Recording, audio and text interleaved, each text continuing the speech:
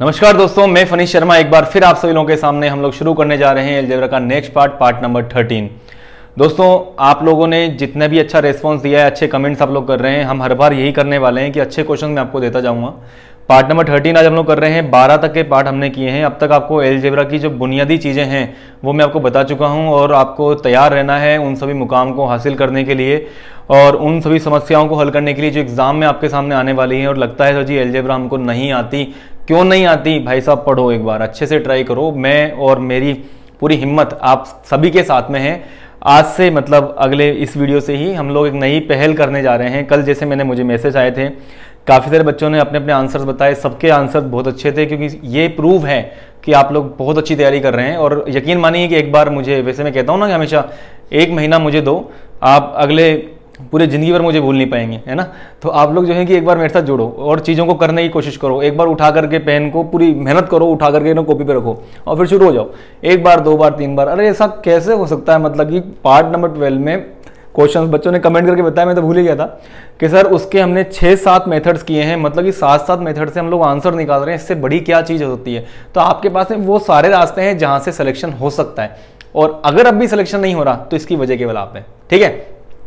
आज से हम लोग जो पहल करने जा रहे हैं वो ये है कि आप सभी के जो आंसर्स मुझे आप देते हैं, हर जो भी वीडियो के बाद में मैं आपको कुछ क्वेश्चंस दूंगा घर पे करने के लिए, और उनके जो आंसर्स हैं उनके प्रॉपर सॉल्यूशन जो आप मुझे अच्छे से अच्छा सॉल्यूशन बना के देंगे।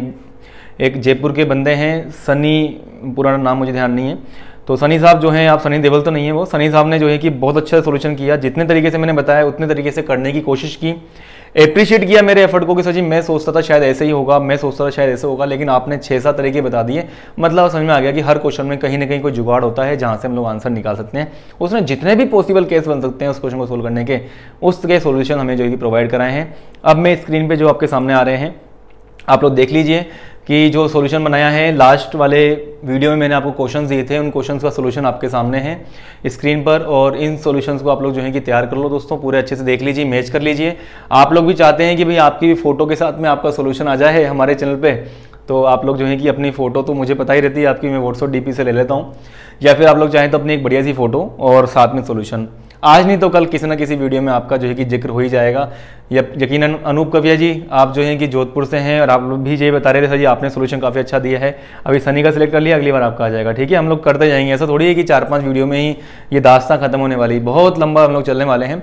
यकीन आप लोगों ने जो है कि दोस्तों यहाँ पे सारा सॉल्यूशन देख लिया होगा। ये तीनों 2-3 क्वेश्चन जितने मैंने आपको दिए हैं इनके सॉल्यूशंस आप लोग ही बताएंगे, आप लोग ही करिए, ताकि मेरी मेहनत भी बच जाए, यहाँ पे हमारा टाइम बच जाए। हम लोग नए क्वेश्चन पे आते हैं, ठीक है।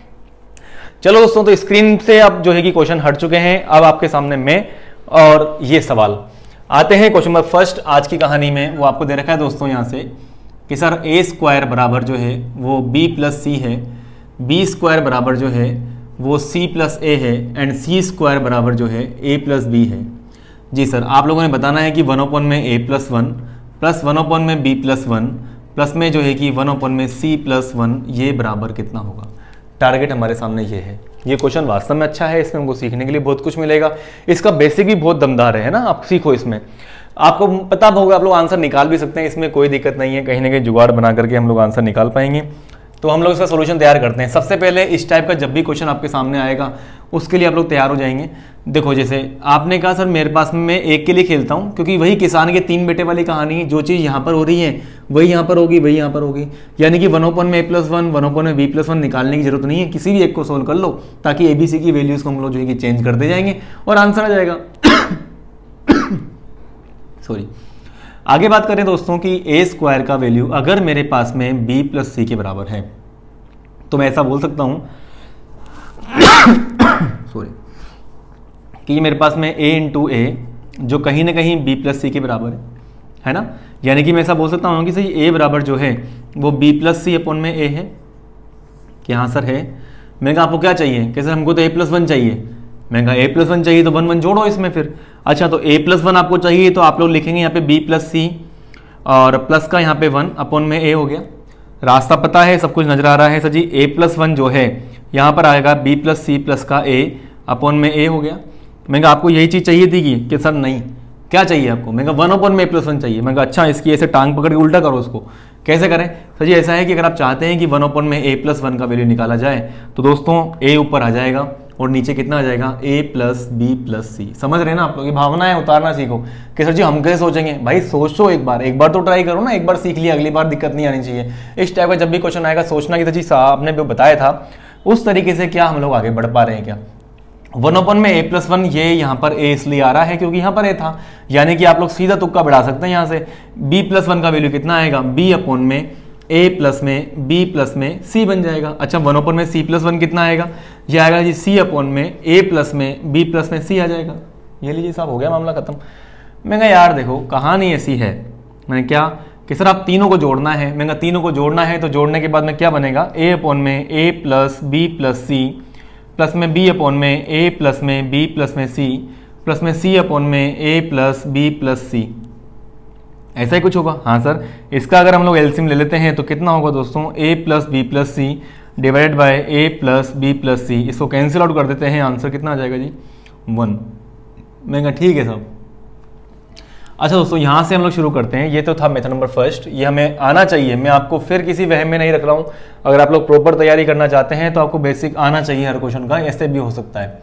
बात ये कर रहे हैं कि जब भी आपको a स्क्वायर बराबर b प्लस सी दे रखा है, b स्क्वायर बराबर c प्लस a दे रखा है, c स्क्वायर बराबर जो है कि दोस्तों a प्लस का b है, आप लोग जरा ये सोचिए कि सर कहीं से भी हम लोग ऐसा जुगाड़ कर सकते हैं क्या कि कोई नंबर दिमाग में आ जाए। और अगर आपके दिमाग में नंबर्स नहीं आ रहे हैं, कोई डेटा नहीं सोच पा रहे हैं, तो मैं टेबल बना के आपको दूंगा जिसमें आपको ये आइडिया लग जाएगा, हाँ सर इस तरह की कंडीशंस हो तो क्या क्या नंबर सोचना चाहिए, है ना। अप्रोक्सीमेटली हम लोग आंसर निकालने की कोशिश करेंगे। तो यहाँ सोचो, यहाँ पे इसका वैल्यू 1 मान लेता हूँ, 1 मानता हूँ तो ये √2 आ जाएगा, क्योंकि 2 a का वैल्यू निकालेंगे √2, तो यार सर जी सेट नहीं होगा। मैं ऐसा करते हैं, इसका वैल्यू आप 2 मान लीजिए, इसको 2 मान लें, इसको 2 मान लें, तो सेट हो रहा है क्या। हाँ सर 2 + 2 कितना आ रहा है 4, 2 का स्क्वायर कितना हो जाएगा 4, यानी कि a बराबर 2, b बराबर 2 और ये बराबर जो है कि c, ये तीनों जो है कि सेट हो रहे हैं अगर तीनों का वैल्यू 2 हो जाए तो आप ये सीखो, ये मत सीखो तो जी आपको तो याद था आप पढ़ा रहे हैं, हमें कैसे समझ में आएगा। आप ये याद करो कि जब भी आपके सामने इस तरह की कंडीशंस होंगी कि सर a स्क्वायर बराबर b प्लस सी, b स्क्वायर बराबर c प्लस a, तो इस वाले केस में तीनों को 2-2-2 मानना बहुत ज़्यादा सही होता है कि हाँ सर चलो ठीक है मामला बैठ गया, समझ में आ गया। मैं अगर ऐसा है तो हम लोग डायरेक्टली बोल सकते हैं कि 1 में a प्लस 1 हो गया, प्लस 1 में b प्लस 1 हो गया, प्लस में 1 में c प्लस 1 हो गया। मेरी बात यहाँ पे रुक जाती है। a का वैल्यू अगर मैं यहाँ पे 2 रख देता हूँ, यहाँ पर a का वैल्यू 2 रख देता हूँ और यहाँ भी a का वैल्यू 2 रख देता हूँ, तो दोस्तों आंसर कितना हो जाएगा यहाँ से, ये 1 में 3 प्लस में 1/3 प्लस में 1/3, ये फाइनली कितना हो जाएगा 3 × 1/3। हाँ जी सर, इसका वैल्यू कितना हो जाएगा दोस्तों 1 हो जाएगा। तो सीखने वाला हमारा जज्बा होना चाहिए है, जो हमने पढ़ा है उसके बाद में आप लोग ट्राई कीजिएगा कि इस क्वेश्चन का आंसर कितना आएगा, ये सब आपको बताना है, ठीक है। वैसे आप लोगों को एक हिंट में देना चाहता हूँ कि अगर यहाँ पर अगर a b c को 1 मान लिया जाए, है ना, 1 में 1 + x, 1 में 1 + y, 1 में 1 + z, है ना, पुराना जो क्वेश्चन किया है बिल्कुल वैसा का वैसा है, सेम वही क्वेश्चन बन जाएगा। लेकिन ABC को एलिमिनेट करना है, कुछ जुगाड़ है, बेसिक आप लोग बताएंगे, आंसर बताएंगे और ऐसे दिल पे हाथ रख के बताया ना, आंसर इसका 1 होगा, ठीक है। चलो आप लोग ट्राई करना, इसका आंसर निकालिए सब लोग पूरे जोरों शोरों से। दोस्तों इस सीरीज में और क्वेश्चन हम लोग करते हैं, ये क्वेश्चन आपके सामने है, इसके बाद में एक और क्वेश्चन मैं आपको दूंगा घर पे, मतलब आपका होमवर्क जो रहेगा उसको ट्राई करने के लिए। अभी ये क्वेश्चन देखो, ये आपके सामने आया सर x/x + 1 प्लस में y/y + 2 प्लस में z प्लस का 1009 date is the value 1, then find the value of 1 में x + 1 प्लस में 2 में y + 2 प्लस में 1009 में z प्लस में 1009, इसका वैल्यू कितना होगा। चलो दोस्तों पहले इसको बात करते हैं हम लोग मेथड नंबर फर्स्ट, यानी कि बेसिक तरीका। दरअसल बात यह है कि जैसे आपने x में x + 1 मेरे सामने बोला होगा, प्लस में y प्लस का 2 बोला होगा और प्लस में जो है कि यहाँ से आपने z में z प्लस का 1009 बोला है, ये अगर बराबर 1 है तो दिमाग में एक बात चल रही है, कल मैंने आपको सिखाया था, क्या सिखाया था कि साहब आप यहाँ पर अगर माइनस का 1 कर दो तो ये चीज़ ऊपर जाएगी, माइनस का x बन जाएगी, माइनस का 1 बनेगा कॉन्स्टेंट आएगा, देख लेंगे। मैंने कहा माइनस का 1 फिर यहाँ भी कर दो, यहाँ भी माइनस का 1 कर दो, ताकि -1 ऐसे लिख सकता हूँ कि मैं कि -1 यानी माइनस का 3 आपने यहाँ पे ऐड किया है तो -3 आपको यहाँ भी ऐड करना पड़ेगा। चलिए इसको सोल्व करते हैं दोस्तों। यहाँ से x माइनस का x प्लस का 1 हो गया है, तो जी सर यहाँ पर हो जाएगा x + 1 प्लस में y माइनस का y प्लस का 2 हो जाएगा, इसमें डिवाइड करेंगे कितना हो जाएगा y प्लस का 2, z माइनस का z प्लस का जो है कि 1009 हो गया जी, इसमें डिवाइड करेंगे कितना हो जाएगा z प्लस का 1009, ये बराबर 1 माइनस ये तो खत्म हो गया, ये मेरे पास में माइनस का 2 बच रहा है, ठीक है, रास्ता निकल सकता है। x से x खत्म, y से y खत्म, z से z खत्म। कहानी में मोड़ आ गया था जी, माइनस का 1 अपॉन में जो है कि x प्लस 1 आ रहा है, माइनस का 2 बटे में जो है कि y प्लस का 2 आ रहा है, माइनस का 1009 अपॉन में z प्लस का 1009 आ रहा है, इसका वैल्यू माइनस का 2 है। मैंने कहा ये तो नहीं चाहिए था, फिर चाहिए क्या था, ये हमको ये चाहिए। मैंने कहा इसमें और इसमें केवल माइनस का ही तो डिफरेंस है, पूरे को माइनस से मल्टीप्लाई कर दें तो माइनस से ये प्लस हो जाएगा, ये प्लस हो जाएगा, ये प्लस हो जाएगा, ये प्लस हो जाएगा, तो आपका आंसर कितना आ जाएगा तो जी इसका आंसर हो जाएगा जी 2। बात करते हैं मेथड नंबर सेकंड की। मेथड नंबर सेकंड की ये कि बेटा हम लोग जो है कि वैल्यूज सोचना चाह रहे हैं, ऐसे बहुत सारे सोल्यूशन निकलेंगे। मैंने आपको लास्ट वाले वीडियो में बताया था कि ये इन्फिनिट नंबर ऑफ सोल्यूशन वाली कहानी है, कोई भी जुगाड़ करके हम लोग आंसर निकाल सकते हैं। जैसे कि मैं आपको एक रास्ता बताता हूँ जिसमें आप लोग परेशान हो जाएंगे, है ना। मैं फिर से आपको याद देता हूँ, आप लोग परेशान हो जाए वो चीज़ बता रहा हूँ कि z बराबर 0 मान लिया जाए और y बराबर 0 मान लिया जाए तो क्या हो, ऐसे दिमाग में आती है बार बार। तो जी आपने 0 मानना सिखाया था, अच्छा z को 0 मान लेंगे, ये वाला पार्ट 0 हो जाएगा, y को 0 मानेंगे, ये वाला पार्ट 0 हो जाएगा। तो आप लोग यहाँ पर आकर रुकेंगे x अपॉन में x प्लस 1 पे, ये बराबर जो है कि 1 होना चाहिए। लेकिन हमारी किस्मत यहाँ पे खराब रहेगी, क्या तो जी x बराबर जो है कि x प्लस 1 आ जाएगा, तो ये वाली कहानी हो गई, यानी कि 1 बराबर जो 0 हो जाएगा, ये कभी हो नहीं सकता। मतलब कि हमारा जो है कि मामला रफा दफा हो गया। आपको ये चीज़ भी आनी चाहिए कि रास्ते में चले जाएं, डीप में जाने के बाद में उलझ जाए तो वहां से बच के कैसे निकलना है। सर ये चीज़ पॉसिबल नहीं है, इसका मतलब कि आप दोनों को एक साथ तो 0 नहीं मान सकते। मैं कहा ठीक है नहीं मान सकते, तो हम लोग ऐसा करते हैं, मेथड नंबर सेकंड को दोबारा करते हैं। सर z बराबर 0 तो मान के रहेंगे, मैं कहा ठीक है मान लीजिए। तो आपके दिमाग में एक बात आ गई, सर जी x अपॉन में x प्लस 1 प्लस में y अपॉन में y प्लस 2 जो है, इसका वैल्यू तो पक्का 1 नजर आ रहा है आपको, या तो मानते हैं हम लोग बात। इसमें डेटाबेस सोचो, देखो 2 वेरिएबल से एक ही क्वेश्चन है, मतलब x और y का कुछ भी वैल्यू हम लोग मान करके आंसर निकाल सकते हैं। जो भी आपको अच्छा लग रहा है वो डेटा आप लोग यहाँ पर मान लीजिए कि सर ऐसा करते हैं कि y का वैल्यू हम लोग एक बार एज्यूम कर लेते हैं कि y का वैल्यू 1 है। अगर y का वैल्यू 1 होता तो 1 अपॉन में 1 प्लस 2 बनता, यानी कि 1/3 होता। 1 माइनस का 1/3 कितना होता, 2/3। तो x अपॉन में x प्लस 1 का वैल्यू कितना आता दोस्तों, यहाँ से 2 अपॉन में 3। देखो आज मैं इसको सोल्व कर पा रहा हूँ। ये 3x बराबर कितना हो जाएगा, 2x प्लस का 2 हो जाएगा। तो यहाँ से जो है कि x का मान कितना आ जाएगा जी, 2 आ जाएगा। अच्छा भाई x का मान अगर आपके साथ 2 आ चुका है तो हम लोग एक कंक्लूजन में पहुंच चुके हैं, z बराबर 0, y बराबर 1 और z बराबर 2 इसका एक सोल्यूशन हो सकता है। और है ही तो फिर मामला दिक्कत ही नहीं है, उठा के रखो फटाफट से। सर जी 1 अपॉन में x का वैल्यू कितना निकाला हम लोगों ने, 2 प्लस का 1, प्लस में देखो यहाँ पर रखते हैं 2 बटे में y प्लस का, y का वैल्यू कितना है 1 है, प्लस में जो है कि 2 हो गया, प्लस में जो है कि 1009 है जी सर। इसमें अगर डिवाइड कर दिया जाए z प्लस में 1009 का तो आप लोग बताएंगे ये 0 है, मतलब ये वाला पार्ट 1 हो गया। जरा सोचो 1/3 दोस्तों ये है, ये 2/3 है, प्लस में जो है कि 1 है, मामला हो जाएगा 2 प्लस 1 यानी 3 बटे में 3, आंसर हो जाएगा यहाँ से 1 प्लस 1, आंसर हो जाएगा आपका 2। तो ये सिखाना चाह रहा हूँ आप लोगों को मैं, समझ गए ना आप लोग बात मेरी क्या है इस तरह से। चलो एक और क्वेश्चन आपको देता हूँ होमवर्क में, उसको ट्राई करना। और भी तरीके से हम लोग x y का वैल्यू जो नहीं 1 ही माने, आप कुछ भी मान सकते हो, -1 मान लीजिए, जो आपको अच्छा लगे वैल्यूज मानो, उसके अकॉर्डिंगली x का मान निकलेगा, वो हमारे लिए एक डेटाबेस तैयार हो सकता है। ठीक है, होमवर्क में क्वेश्चन है क्वेश्चन नंबर 4, यानी कि आपको दे रखा है 1 अपॉन में x प्लस 1 प्लस में 2 अपॉन में x प्लस 2 प्लस में 3 अपॉन में x plus 3 and so on up to 1002 upon में x प्लस का 1002 that is the value of 1100। Find the value of x upon में x प्लस 1 प्लस में x upon में x plus 2 and so on up to x upon में x plus का 1002। ये सब आप लोगों को करना है। ठीक है, इसका आंसर बताइए। पहले वाला क्वेश्चन, क्वेश्चन नंबर सेकंड और क्वेश्चन नंबर 4, ये आप लोगों को ट्राई करने हैं। जैसा मैंने पढ़ाया है बिल्कुल उसके आसपास ही ये चीज़ें एक बार सोचो, नहीं आएगा तो अपन देखेंगे अगले वीडियोज में, इसका एक्सप्लेनेशन हम लोग दे सकते हैं। और आप लोगों को समझ में आ चुका है तो आप लोग मुझे भी जो है कि इनके आंसर्स बाकायदा अच्छे नोट्स में लिख करके मुझे सेंड करेंगे masterfunish007@gmail.com पर, ताकि अगर वो बहुत अच्छे होते हैं तो उसको हम लोग जो है कि नेक्स्ट वाले वीडियो में सोल्यूशन इसमें डाल देंगे, ताकि आप लोगों को भी लगेगा भाई हम लोग जो कि फक्र से आप कह सके हिंदुस्तान की वीडियोज़ में हम लोग भी आ रहे हैं, थोड़ा सा मन को तसल्ली हो जाएगी आपको भी और मेरे को भी। ठीक है, टाइम भी बचेगा, आप लोग प्रैक्टिस कीजिए जितना बढ़िया कर सकते हैं। चलो इसके बाद में आते हैं हम लोग कुछ स्पेशल केसेस पर, देखते हैं सर जी क्या क्या चीज़ें होती है, डेटाबेस कैसे सोचते हैं। ठीक है, आ जाओ। तो मैं आप लोगों को बताना चाह रहा हूँ यहाँ पर अलजेब्रा की कुछ इंपॉर्टेंट कंडीशंस की, कहाँ पर जो है कि डेटाबेस हमें सोचना होता है, कौन सी ऐसी चीज़ें हैं जो हम एग्जाम में जब भी क्वेश्चन हमारे सामने आ जाएं तो फटाफट से हम लोग दिमाग में क्लिक कर जाए कि हाँ साहब ए का मान ये होगा, बी का मान ये होगा और सी का मान ये होगा। जनरली ऐसा होता है, बाकी हम लोग बहुत सारे वेरियस जो है कि आंसर से हम लोग सोच सकते हैं। मैंने पुराने वीडियोज़ में आपको बताया है कि सर ऐसा है कि ये इन्फिनिट नंबर ऑफ सोल्यूशंस हैं भाई, a प्लस बी प्लस सी बराबर आपको 0 दे रखा है। इसका मतलब ये है कि 3 संख्याओं को जोड़ने के बाद में 0 आ जाए, एक का मान 2 मान लो, दूसरे का वैल्यू 1 मान लो, तीसरे का वैल्यू मिला करके माइनस का 3 मान लो, तो 2 प्लस 1 कितना हो गया, 3 हो गया, मतलब -3 के साथ में ऐड होगा 0 बन जाएगा। 1 मान लीजिए, -1 मान लीजिए, एक 0 मान लीजिए, तब भी 0 बन सकता है। लेकिन हम चाह रहे हैं कि बिना किसी भी वेरिएबल को 0 माने क्या हम लोग ऐसे डेटाबेस तैयार कर सकते हैं एग्जाम के हिसाब से। तो जी पक्का इससे तो आंसर आना ही है। जैसे ट्रिग्नोमेट्री में बताया था मैंने कि 37 डिग्री जो है वहां पर कन्फर्मली आपका आंसर आता है, क्योंकि बहुत सारे वेरिएस आपके जो है कि डिटेल में आंसर बन जाते हैं। उनका डेटाबेस जो है टेन थीटा साइन थीटा वो अलग अलग होता है, तो परफेक्टली आंसर जो है कि 37 डिग्री पे आ जाता है। उसी तरह से हम लोग कुछ डेटाबेस आपको बताना चाह रहा हूं कि एग्जाम में जब भी ऐसे क्वेश्चन आ जाएं तो आप लोग जैसे a प्लस बी प्लस सी बराबर अगर 0 है और आप चाहते हैं किसी भी वेरिएबल को 0 नहीं करें, भाई कोई सी कंडीशन ऐसी बन सकती है ना कि 1/में a प्लस 1/में b प्लस में 1/में c का मान ही पूछ लिया जी ऐसे करके। तो आप लोग जो है कि इसमें अगर डेटाबेस सोचना चाहें ऐसे क्वेश्चन में तो भाई ऐसा है कि सर जी a का वैल्यू हम लोग 0 मान लें तो ये 1/0 का मतलब कितना हो गया, इन्फानाइट हो गया। हाँ जी साहब, यानी कि सर जी यहाँ पे ऐसी चीज नहीं, हम लोग चाह रहे हैं तीनों वेरिएबल का कुछ फाइनाइट वैल्यू हो, कुछ ना कोई आंसर हो, मतलब 1 2 3 4 कुछ वैल्यू तो हो, 0 नहीं करना, क्योंकि 0 करने पे कभी कभी दिक्कतें आ जाती हैं। 0 करके मैं मानता हूं कि एग्जाम में जो है कि आंसर बहुत फास्ट निकलता है, लेकिन कभी कभी ऐसी परेशानी का सामना करना पड़े तब कौन सा डेटा सोचें। तो हम लोग वहां पर दिमाग नहीं लगाए, हाँ सर ये हो सकता है, फटाफट से याद करो। मान लीजिए सर जी a का वैल्यू मैं 1 मान लेता हूँ जी सर, b का वैल्यू जो है कि मैं 1 मान लेता हूं और c का वैल्यू माइनस का 2 मान लूं, तो क्या इन तीनों को जोड़ने के बाद में 0 आ रहा है? हाँ सर आ रहा है, मतलब कि परफेक्टली डन। याद कर लो 1 1 और -2।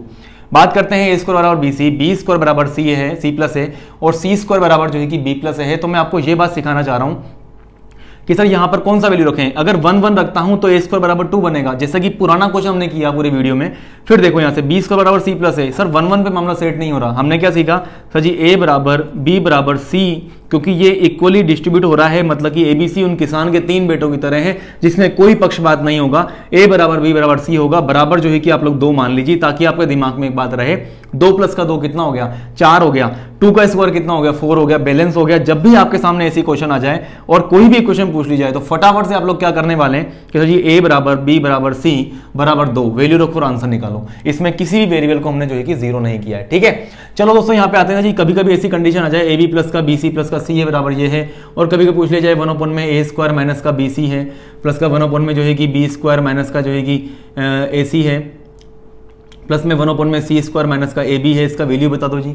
अगर ऐसी कंडीशन आपके सामने आती है तो आप लोग ये सोचें सर जी अब क्या करें, या तो कोई तरीका पता हो, और तरीका नहीं पता तो आप सोचो डेटाबेस कौन सा ऐसा मैं बनाऊं ताकि तीनों को ऐसे कॉन्जिक्यूटिवली मल्टीप्लाई करें तो आंसर 0 आ जाए। आप सोच सकते हैं, जरा सोचना एक बार। a का वैल्यू जो है कि -2, अच्छा b का वैल्यू जो है कि -2 और c का वैल्यू जो है कि हम लोग 1 मान लें, तो क्या रास्ता निकल सकता है क्या कि सर कैसे? भाई a का वैल्यू -2 है, b का वैल्यू -2 है, तो -2 इंटू -2 ये तो बन जाएगा 4। अच्छा सोचो यहाँ से b और c की बात करें, b को c से मल्टीप्लाई करेंगे तो -2 बनेगा, और c को जो है कि a से मल्टीप्लाई करेंगे तो अगेन -2 बनेगा। सीखने वाली बात ही ये है ना, हिम्मत रखो, अब सीखो यहाँ से। इन सबको जोड़ने पे 0 बन रहा है। हाँ सर, हम लोग एग्जाम के हिसाब से तैयार हैं, बिना किसी वेरिएबल को 0 किए हम लोग डेटाबेस ऐसा लेके जाएंगे। जब भी ऐसी कंडीशन आएगी फटाफट से बता देंगे। a बराबर जो है कि -2 है, b बराबर जो है कि -2 और c बराबर 1 जो है कि हमेशा सेटिस्फाई करता है। और भी डेटाबेस बन सकता है, लेकिन ये परफेक्टली डन है, इसको हम लोग एग्जाम के हिसाब से याद कर लेंगे ताकि आपका टाइम वेस्ट नहीं हो, ठीक है। बात करते हैं कि क्वेश्चन नंबर 4 की। ऐसा कौन सा नंबर है, 1 1 1 रखते हैं तो यहाँ से दोस्तों यहाँ से आ जाएगा हमारे पास में 1, AB प्लस में BC प्लस में CA बराबर अगर आपके पास में है सर जी ABC, तो हम सोचो यहाँ पे A बराबर B बराबर जो है कि हम लोग 1 मान लेते हैं, C बराबर जो है कि 1 मान लेते हैं, तो यहाँ पे कितना होगा दोस्तों? तो जी यहाँ पे 1 इंटू 1 1 हो गया, 1 इंटू 1 हो गया, यहाँ पे 1 हो गया, लेकिन ये तो 1 है। अरे सर ये तो सेट नहीं होगा क्या? अच्छा फिर 2 रख के देखें क्या? 2 रखोगे, 2 दूनी 4 दूनी 8, यहाँ पर 8 आएगा, 2 2 4 यहाँ पे आएगा, 4 यहाँ पे आएगा, 4 यहाँ पे आएगा, 12 बनेगा, 8 बनेगा, फिर सेट नहीं हो रहा। तो आप लोग ऐसे वहां पर जब जैसे मैं आपके सामने टाइम वेस्ट कर रहा हूं, यकीनन एग्जाम में जब लास्ट में आपके पास में 15 मिनट बचते हैं, दिमाग में ऐसा लोड रहता है सर जी क्या करें, ऐसे हाथ कांपते हैं वहां पे, सर जी फटाफट से सोचो कौन सा डेटा आएगा। तो इतना टाइम नहीं होता। आपने अगर इस चीज को सीख लिया कि सर मैं इसको 2 बार कर चुका हूं, a बराबर b बराबर 1 सेट नहीं होता, 2 भी सेट नहीं होता, हिम्मत मत हारो, एक बार आगे बढ़ो। a बराबर b बराबर c बराबर 3 मान के देखो, जरा सोचो। 3 3 यहाँ से 9 हो जाएगा, 3 3 यहाँ पे 9 हो जाएगा, अगेन यहाँ पे 9 हो जाएगा, ये कितना आएगा दोस्तों? 27 आएगा। और यहाँ पर 3 इंटू 3 कर दिया जाए तो भी 27 आएगा। तो आज के बाद ऐसा क्वेश्चन आपके सामने आ जाए कि ये कंडीशन दे रखी है और कुछ भी वैल्यू पूछ लिया 1 में a प्लस 1 समथिंग ऐसा करके कोई भी क्वेश्चन आ जाए, दिमाग में क्या बात रहेगी? सर जी ये वाली इक्वेशन जो है कि a बराबर b बराबर c बराबर 3 पे जो है कि सेटिस्फाई हो जाती है। ठीक है, तो आप लोग लगातार हिम्मत रखो, चीजें सीखते जाओ। ये अलजेब्रा का पार्ट है, इतनी भारी चीज नहीं है जिसके लिए हम लोग बहुत परेशान हो जाते हैं, सर जी अलजेब्रा नहीं समझ में आ रहा, एक्स वाई जेड में उलझ गए हम। तो आप लोग लगातार कोशिश करो, हमेशा कोशिशें कामयाब होती है। ठीक है दोस्तों, आगे बढ़ते हैं हम लोग इसके बाद में। 5 आपके सामने है दोस्तों। अब तक की जो कहानी मैंने आपको बताया है कि सर ये जो है कि इन कंडीशन में ये वैल्यू हम लोग रख सकते हैं, तो आपके दिमाग में आ रहा होगा ए का वैल्यू कितना -2, बी का वैल्यू कितना -2, सी का वैल्यू कितना 1, आपका आंसर सेट हो जाएगा। लेकिन क्योंकि हमने वादा किया था कि बेसिक हमको आना चाहिए, हम लोग उसी रास्ते पर जा रहे हैं। जरा सोचिए इस क्वेश्चन को सोल्व करने के लिए कौन सा बेसिक लगाया जाए कि सर ऐसा है, देखो यहाँ पर जो है ये -BC अगर वैल्यू बनाई जाए तो क्या आप लोग ऐसा बोल सकते हैं कि -BC जो है वो बराबर है AB प्लस का AC के। हाँ सर, BC को उठा के यहाँ पे फेंक दे तो माइनस का BC। अच्छा, माइनस का CA के बारे में सोचते हैं। -CA जो है ये इसको यहाँ फेंक दिया जाए तो कितना हो जाएगा दोस्तों, ये AB प्लस का जो है कि BC हो जाएगा। अच्छा, यहाँ पे सोचो -AB की हम लोग बात करें, ये कितना हो जाएगा तो जी -AB के लिए ये जो है कि मेरे पास में BC प्लस का जो है कि CA हो जाएगा। जरा हिसाब से बात करते हैं सर जी, माइनस माइनस इनको रिप्लेस करते हैं तो 1 में जो है कि A² -BC यानी कि ये पूरा वैल्यू कितना हो जाएगा दोस्तों, AB प्लस में AC हो जाएगा। प्लस में बात करें 1 में, यहाँ सीखो -AC की बात करें तो कितना हो जाएगा B² प्लस का AB प्लस का जो है कि BC। प्लस में बात करें 1 में C² प्लस में AB की जगह वैल्यू रख दें तो इस BC प्लस में जो है कि CA हो जाएगा। यहाँ तक तो सबको समझ में आ रहा है ना कैसे करना है। चलो आगे देखते हैं कि A तीनों में मौजूद है तो 1 में A ब्रैकेट में कितना रह गया A plus B plus C, plus में 1 में B ब्रैकेट में कितना रह जाएगा A प्लस का B प्लस में C। आगे बात करें कि 1 में C कॉमन ले लिया जाए तो A प्लस में B प्लस में C। कहानी यही तो है कि हाँ सर है। मैंने कहा एक रास्ता और निकालते हैं फटाफट से। अब दिख रहा है हम लोगों को सर जी, इसमें 1 में A plus B plus C तीनों में मौजूद है तो 1 में A प्लस में B प्लस C अगर कॉमन ले लिया जाए तो यहाँ पर रहेगा दोस्तों 1 में A 1/B प्लस में 1/C। समझ रहे हैं ना आप लोग मेरी बातों को, ठीक है साहब। अच्छा, यहाँ से सोचो इसका एलसीएम ले लें फिर तो अब क्या है, कुछ रास्ता है नहीं हमारे पास में। मैं एलसीएम लेंगे तो ऊपर आएगा AB प्लस का BC प्लस का CA डिवाइडेशन में ABC, क्योंकि क्वेश्चन वाले ने पहले ही हमको ये बात से आगाह कर दिया था कि साहब इसका वैल्यू 0 है, इसका मतलब कि आंसर कितना आ जाएगा 0। मेथड नंबर सेकंड की हम लोग बात करते हैं सर जी, A बराबर -2, B बराबर -2 और C बराबर 1 होता तो इसका आंसर निकालते 1 में -2 का स्क्वायर कितना हो जाएगा जी 4, माइनस में B का वैल्यू कितना है -2 इंटू C का वैल्यू जो है कि 1, प्लस में 1 में B² -2 का स्क्वायर कितना हो जाएगा जी 4 हो जाएगा, माइनस में AC की बात करें यानी कि -2 इंटू जो है कि 1 से मल्टीप्लाई कर दिया। लास्ट में है 1 में C² का वैल्यू कितना है 1, माइनस में AB को मल्टीप्लाई करेंगे आपस में तो ये मेरे पास में हो जाएगा -2 इंटू जो है कि -2। यही तो सीखना चाह रहे हैं। अगर डेटाबेस पता है तो आंसर निकालो फटाफट से। सर यहाँ पर बनेगा 1 में, देखो ये माइनस माइनस प्लस हो जाएगा यानी कि 1 में 6 हो गया ये तो। जी हाँ सर, आगे हम लोग बात करेंगे सर जी 1 में 6 ये हो जाएगा और प्लस में यहाँ से बात करें तो ये मेरे पास में 1 में जो है कि ये माइनस माइनस प्लस हो गया तो 1 माइनस का आपके सामने होगा 4 यानी कि -3 होगा। ठीक है, अब जरा सोचो 1/6 कितना हो जाएगा दोस्तों, यहाँ से 2/6 यानी कि 1/3 माइनस का 1/3 आंसर कितना हो रहा है 0 हो रहा है। सीखने का मादा चाहिए वरना चीज़ें हो रही हैं, मतलब आप लोगों को इंटरेस्ट आना चाहिए अब हर क्वेश्चन में। हाँ सर, पूरी तरह से तैयार हैं, अस्त्र शस्त्र जो है कि बाहुबली की तरह हमारे पास में रेडी हैं।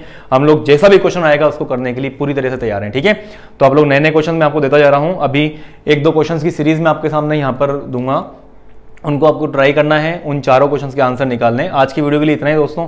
कल वाले वीडियो में हम लोग टाइम जो है कि बढ़ा देंगे, अच्छे से करेंगे। अभी जितना भी वीडियो बना है इनमें आप लोग प्रैक्टिस करो। आज सीखने को बहुत सारा है ताकि उठा करके आप लोग बड़े बड़े क्वेश्चंस ट्राई कर लें, ये सारी बातें रहेगी। ठीक है, लगे हाथ मैं आपको एक क्वेश्चन और देता हूँ, उसको आप ट्राई करना। जरा सोचना यहाँ से कि सर जी इसमें क्या आंसर आना चाहिए।